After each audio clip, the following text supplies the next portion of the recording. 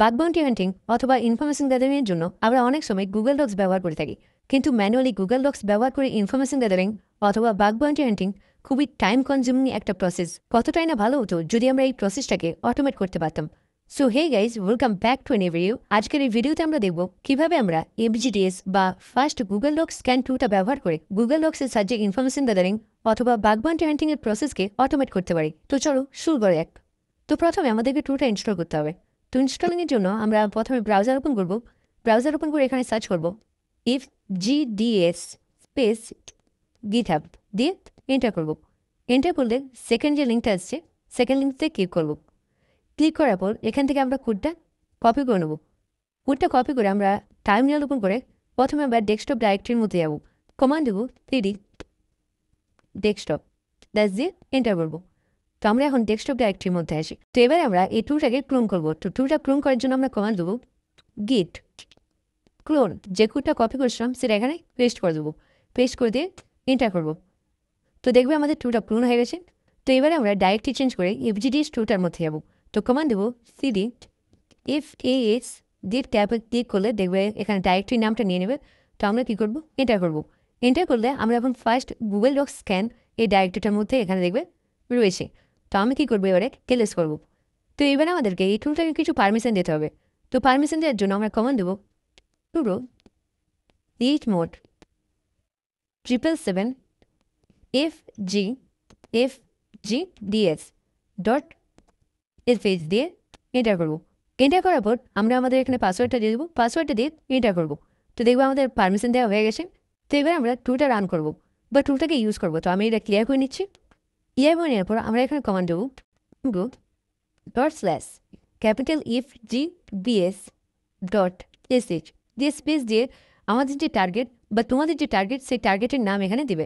Suppose আমি এখানে যেহেতু টেস্ট করবো তো আমি নিয়ে নিচ্ছি FACBWK facebook.com দিয়ে এন্টার করবো।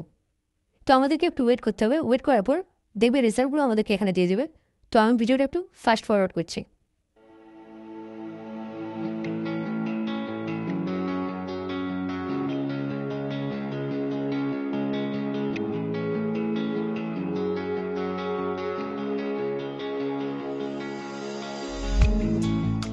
তো দেখবে আমাদেরকে অনেকগুলো রেজাল্ট এখানে দিয়ে দিয়েছে।